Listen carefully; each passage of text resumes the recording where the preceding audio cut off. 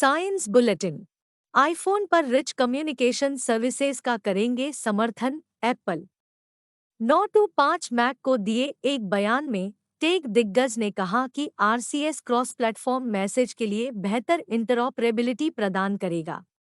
Apple के एक प्रवक्ता के हवाले से कहा गया था, अगले साल के अंत में हम आरसीएस यूनिवर्सल प्रोफाइल के लिए समर्थन जोड़ देंगे, जो वर्तमान में जीएसएम एसोसिएशन द्वारा प्रकाशित मानक है। हमारा मानना है कि आरसीएस यूनिवर्सल प्रोफाइल एसएमएस या एमएमएस की तुलना में बेहतर इंटरऑपरेबिलिटी अनुभव प्रदान करेगा। कंपनी ने कहा, यह आई मैसेज के साथ काम करेगा, जो एप्पल यूजर्स के लिए सबसे अच्छा और सबसे सुरक्षित मैसेजिंग एक्सपीरियंस बना रहेगा।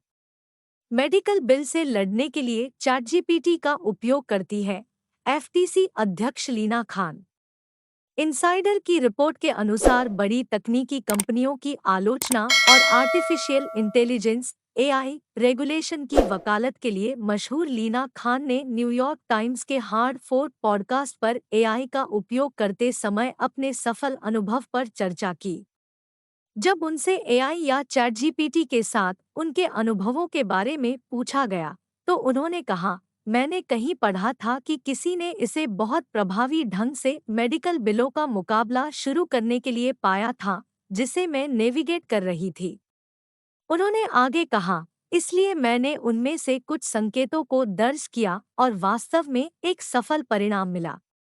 केरल के स्टार्टअप्स को समर्थन देने के लिए एचएनआई $5 करोड़ का कोष बनाए, थरूर। केरल स्टार्टअप मिशन केएसयूएम द्वारा आयोजित हडल ग्लोबल 2023 में अपने संबोधन में उन्होंने राज्य के निवेशकों और अमीर लोगों से 50 का एक समूह बनाने और राज्य में स्टार्टअप को वित्तपोषित करने के लिए प्रत्येक को $1 मिलियन जमा करने के लिए कहा।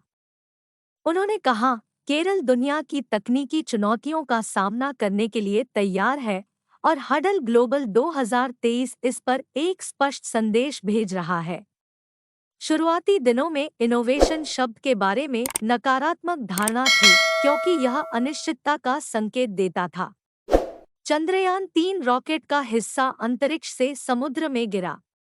भारतीय अंतरिक्ष अनुसंधान संगठन इसरो के अनुसार चंद्रयान-3 अंतरिक्ष यान को ले जाने वाले LVM-3 रॉकेट के क्रायोजेनिक ऊपरी चरण ने बुधवार को दोपहर करीब 2:42 बजे पृथ्वी के वायुमंडल में अनियंत्रित रूप से पुनः प्रवेश किया।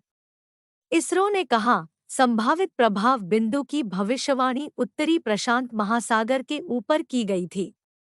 अंतिम ग्राउंड ट्रैक भारत के ऊपर से नहीं गुजरा। रॉकेट बॉडी नोराड ID 57,321 उस वाहन रॉकेट का हिस्सा था, जिसने चंद्रयान-3 अंतरिक्ष यान को 14 जुलाई को इच्छित स्थान पर सफलतापूर्वक इंजेक्ट किया था।